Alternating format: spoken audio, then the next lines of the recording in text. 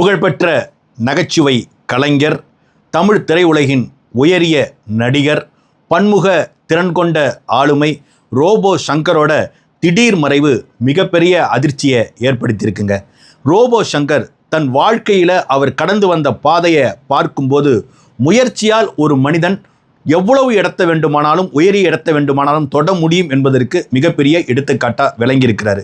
சின்ன சின்ன நிகழ்ச்சிகளில் பங்கேற்று அதன் மூலமாக தன்னை மெருகேற்றி கொண்டு படிப்படியாக தன் வாழ்வில் உயர்ந்து சின்ன திரையில் தனக்கு கிடைத்த நகைச்சுவை வாய்ப்புகளை சரியாக பயன்படுத்தி கொண்டு அதன் மூலமாக வெள்ளித்திரைக்கு பயணப்பட்டு வெள்ளித்திரையில் தேர்ந்தெடுத்த கதாபாத்திரங்கள் மூலமாக தன்னை கொஞ்சம் கொஞ்சமாக மெருகேற்றி தமிழ்நாட்டின் உயரிய சிறந்த நகைச்சுவை நடிகராக அவர் வளர்ந்து வந்த அந்த காலகட்டத்தில் அவருடைய இறப்பு செய்தி என்பது நமக்கெல்லாம் மிகப்பெரிய அதிர்ச்சியை கொடுத்துருக்குங்க. அவருடைய 46 வயது வாழ்க்கையில் அவர் ஏன் இறந்து போனார் என்பதற்கான கேள்விக்கு பல்வேறு விதமான தகவல்கள் பதிலாக வருகின்றதுங்க.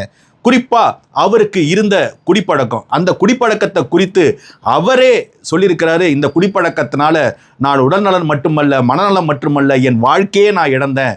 அந்த கடைகளை பார்க்கிறப்பயே ஏண்டா இந்த கடைகளை இப்படியெல்லாம் திறந்து வச்சிருக்காங்க அப்படின்னு எனக்கு நினைக்க தோணுது அப்படின்னு அவரே பேசியிருக்கிறாருங்க. தன் வாழ்க்கையில் ஒவ்வொரு காலகட்டத்திலையும் தன் திறமையால் உயர்ந்த அந்த மாமனிதன் தனக்கு இருந்த இந்த குடிப்பழக்கத்தினால வீழ்ந்து போனது என்பது மிகப்பெரிய சோகங்க. நமது அக்கம்பக்கத்தில் இருக்கின்ற பல்வேறு இளைஞர்களை கூர்ந்து கவனித்து பார்த்தாலே தெரியுதுங்க. நல்லா வாழ்ந்துகிட்டு இருந்தாங்க, திடீர்னு பல பேர் திடீர்னு இந்த இளம் வயது மரணங்கள் ஏன் நடக்குதுன்னா இந்த குடிப்பழக்கம் தாங்க அடிப்படை நோயாக இருக்குது.